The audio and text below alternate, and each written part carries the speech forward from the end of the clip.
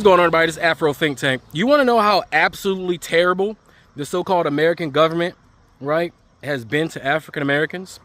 You want to see how absolutely diabolical the white-ran government of the United States of America has been to African Americans? Now, we have plenty of examples of them doing terrible shit.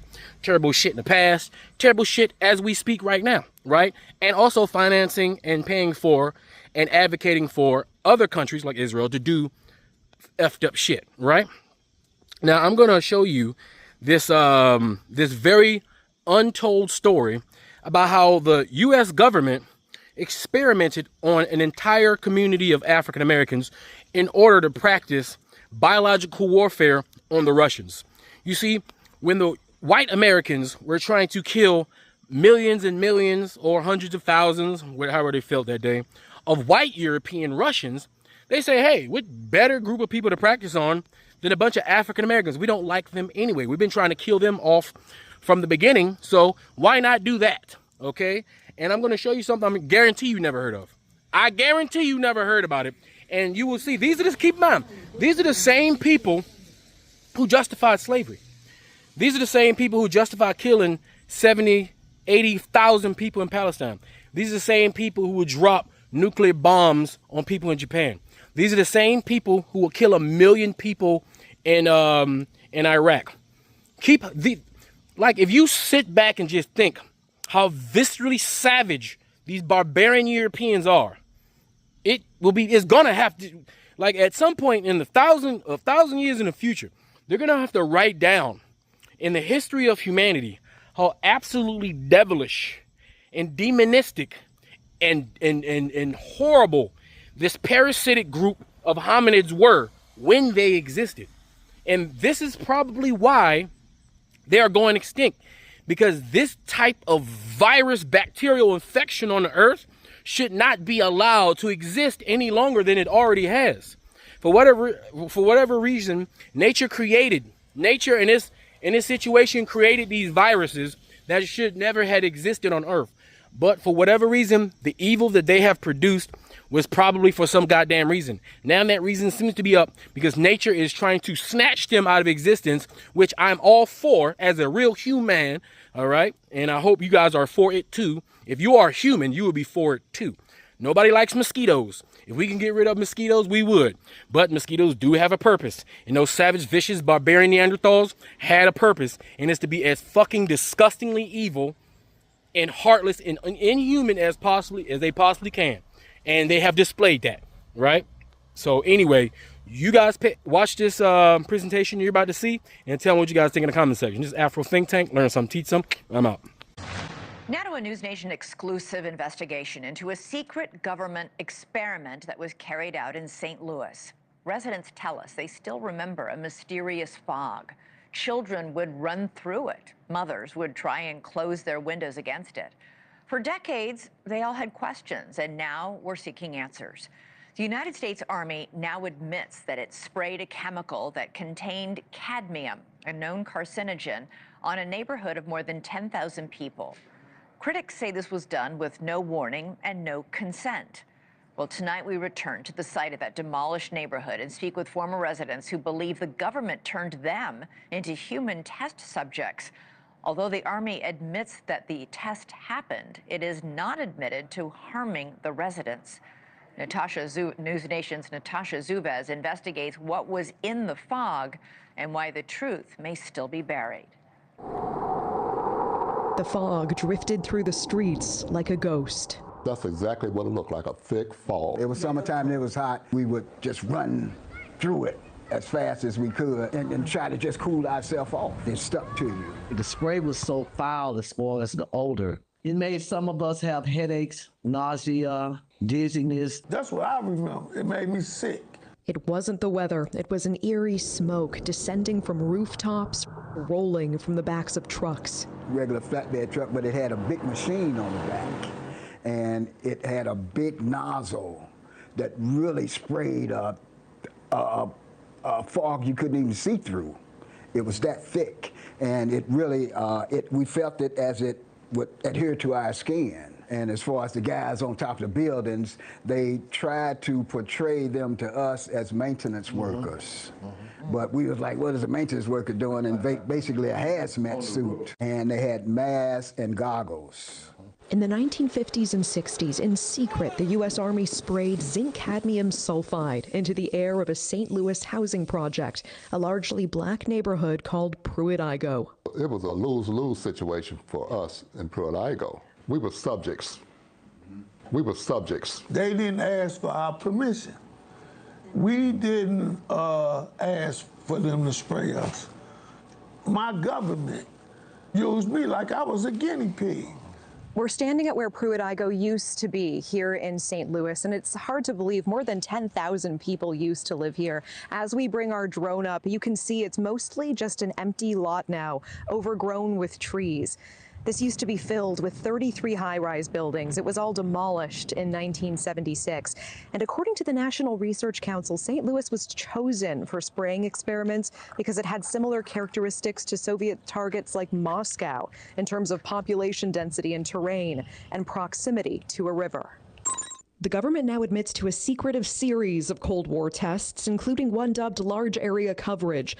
More than 30 tests conducted across the U.S. and Canada, spraying zinc cadmium sulfide from planes, rooftops, and vehicles to simulate how a biological attack might spread, all to prepare for potential warfare against the Soviets. Many of us been in the military and had top secret clearances. We know how it works. We have died for America. We have fought for America. You are a veteran. I am United States Air Force veteran. Dr. Starks, you're a veteran as well, Yes, I am. I'm an Air Force veteran also. Is there a sense of betrayal here? Definitely, definitely. They want to know if those secret tests have anything to do with what they're observing with their own eyes. I lost my two older siblings to cancer. I lost a brother last month. I've been diagnosed recently with a rare form of lymphoma. I had cancer of the left kidney, had partial removal of my left kidney. News Nation reached out to the Army for answers. They provided a one-page response. It says the Army's own Center for Health Promotion and Preventive Medicine investigated in 1994 and found inhalation exposure would not pose a health risk. They also cite later corroborating reviews, including a 1997 review by the National Research Council. Perhaps they assumed we wouldn't read the NRC's 380-page report, but we did, and the Army's statement doesn't show the full picture. In that 1997 review, the National Research Council explicitly says repeated exposure to zinc cadmium sulfide can cause kidney or bone toxicity or lung cancer if levels are high enough. And they admitted they couldn't fully assess the risk. Why? Because some Army records remain classified, it says, for national security reasons. More troubling, key Army exposure records were missing, and when the NRC asked the Army to supply them, the Army said it couldn't find them. Finally, the NRC considered conducting its own study, but concluded it wasn't feasible. In short, it did not test the site, collect samples, or test residents, and they didn't have access to all the data. Their review was based on what the Army gave them, and what the Army either could not find or withheld. The Army ends its statement to News Nation by saying, quote, none of the reports contained evidence of a radioactive component to the zinc cadmium sulfide dispersion tests. Residents say the secrecy and delays are no accident. They're waiting us out. They're waiting on all of us to die. But that's not even the whole story, as residents demand to know what else could have been in that spray. They have not come clean with what was in there. Do you believe that it was just zinc cadmium sulfide in that spray? No. No. We go to the source, a researcher who has spent decades declassifying government documents about these tests.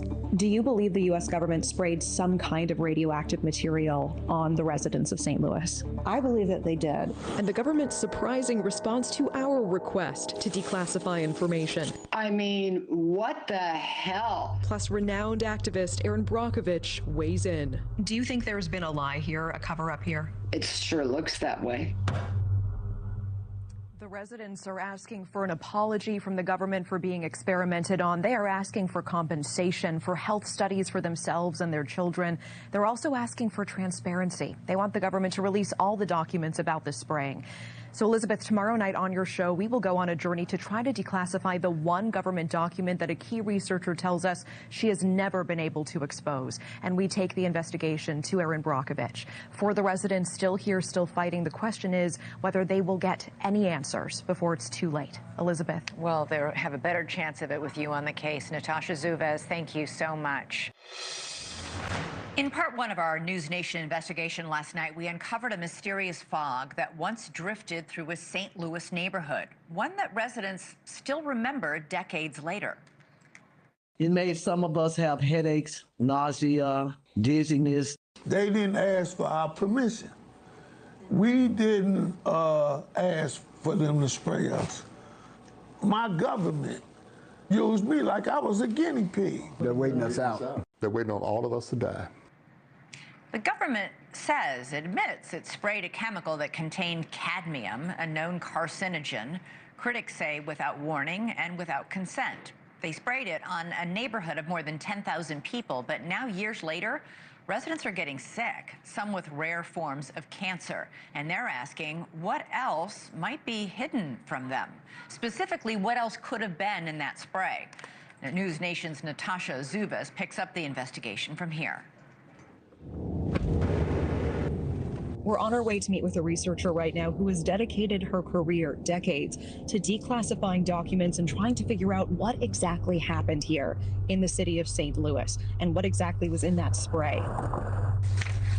Across the country, the government conducted secret Cold War experiments in plain sight. It was so secretive that we're really just now sort of digging out from underneath us to try to understand the scale of it. And Dr. Lisa Martino-Taylor helped uncover many of them. We know that they were giving radioactive cocktails to pregnant women. We know that they were feeding radioactive oatmeal to children in state schools. They've admitted to those things, and they won't release the material related to St. Louis. It's true. American children in state-run institutions like the Fernald School were fed radioactive oatmeal as part of studies by MIT sponsored by the Atomic Energy Commission. You can see some of the documents Dr. Martino-Taylor worked to gather and declassify on MIT letterhead describing experiments on human subjects. The children, some of them orphans, were told they'd be joining a science club. They were promised a quart of milk a day, a trip to a baseball game, to the beach. A copy of the 1994 congressional hearing shows those children, now grown, describing being told the oatmeal was just vitamins and recalling the health problems that followed: lumps on my arms, my stomach. Pregnant women were also unknowingly given radioactive iron at top hospitals in Tennessee and California to study how radiation crossed the placenta, some later reporting miscarriages, illness, or birth defects. A class action lawsuit resulted in a settlement in the 90s. Do you believe the U.S. government sprayed some kind of radioactive material on the residents of St. Louis? I believe that they did. There's so much contextual evidence that points that way, and I spent years looking at this. She says her research reveals the men who designed and oversaw the St. Louis experiments were some of the top experts in radioactive weapons. We know that the people who designed the study, who oversaw the study, these were all the radiological weapons experts who were looking at open-air radiological weapons. One of them, Brigadier General William Creasy, was head of the Army Chemical Corps, the very branch leading America's secret radiological weapons program during the Cold War. He brought in a scientist named Philip Layton, who was the Army's leading authority on using radioactive particles in aerosol form, fog-like clouds designed to drift over enemy terrain. So the very man who designed this spraying experiment in St. Louis was an expert in using radioactive fog against the enemy. Yes, he was the expert, the expert. Then she says there's the timing. They were looking for a city to test their offensive weapons program. They wanted to do it. They expressed this in documents. St. Louis was their chosen city. That was their analog city to Moscow. And they wanted to do this in 1953. They showed up in 1953 in St. Louis. But there's one document Dr. Martino Taylor has never been able to unearth. It's still classified. The Joint Quarterly Reports detail the spraying experiments, all written by Layton himself. The last one is missing. It's called Joint Quarterly Report 5, and we tried to get it. Our team filed a Freedom of Information Act request on May 5th of 2025. By law, the government must respond to a FOIA within 20 working days, but it's been more than 3 months with multiple follow-ups. Nothing. The silence is what's called a constructive denial, and renowned activist Erin Brockovich says it reminds her of cases where the truth was hidden. So, Erin, what is your reaction to this News Nation investigation? Did this shock even you? Absolutely. I think my comment was, are we WTF the kidding me? I mean, what the hell? It's awful. I mean, the biggest thing, and I've learned in 30 years, is it's always the cover-up that enrages people, that hurts people. And I've learned that communities can handle the truth. What they don't handle and where they'll tip a scale is the lie. So this has been a cover-up, and I think that modern-day agencies owe it to them, the truth. Do you think there's been a lie here, a cover-up here? It sure looks that way. Our investigation now drawing attention from lawmakers, including Congressman Wesley Bell of Missouri. When American citizens have been impacted and exposed to chemicals specifically because of the federal government, I think that we should do, as Democrats and Republicans, we should all do the right thing, make certain to make these folks whole again, get them the compensation they deserve and the treatment that they need and also deserve. It can happen to you. Don't get duped that it can't happen to you. We didn't think it was going to happen to us. We was babies, kids. It can happen to you, too. Representative Bell is now fighting to get Pruitt-Igoe included in the Radiation Exposure Compensation Act that would provide payouts to Americans who can prove they were exposed to radiation during the Cold War. But for Pruitt-Igoe residents, there's a catch. Because key records remain classified, they haven't been able to prove what they were exposed to. What do you want everyone to know about what happened here? The truth. Whatever the truth is, we want to know the truth. I don't think we're getting it now. In the meantime, residents say all they can do is wait, hoping someone finally listens. When will you give up this fight? Never. Till I'm cold and dead and buried in my grave. And Elizabeth, we asked the Army point blank, was there a radioactive component to that spray? It's interesting that they didn't just say no. Rather, they said, quote, none of the reports contained evidence of a radioactive component, pointing us to reports like a review by the National Research Council. But Elizabeth, a close read of that report shows even the NRC admitted they could not fully assess the risk of the spraying, because when they asked the Army for key records, the Army replied the documents were either classified or they were missing. The Army could not find them. And Elizabeth, I have to tell you, these residents feel the government is waiting them out. The people you just heard from last night and tonight are the ones who are still here, who are well enough to speak. One woman we were supposed to meet with died before we could get to her. She was suffering from multiple cancers. Her daughter asked us to keep going, and we will keep pushing for information, including those classified documents, Elizabeth. All right, Natasha Zuba, stay on the case. Thank you so much for that investigation. Free Sudan! Boycott diamonds and gold! Free Sudan! Boycott diamonds and gold! We most definitely cannot forget about the people of Sudan. Wait. Before you go, for all my subscribers and philanthropists out there, I'm building a solar power community water bowl system in Nigeria. It's going to cost between $5,000 and $6,000. I'm trying to raise money. If you want to participate and help me build this solar power water system, please donate to the Cash App and put solar water in the notes. Solar water in the notes. I'll put PayPal, Stripe, and Zelle. Anyway, thank you. That's all I gotta say. It's Afro Think Tank. Learn something, teach something. I'm out. Thanks for watching Afro Think Tank. Don't forget to like, share, and subscribe. And follow me on Substack and Patreon for more content. Remember, it's Pan-Africanism or nothing.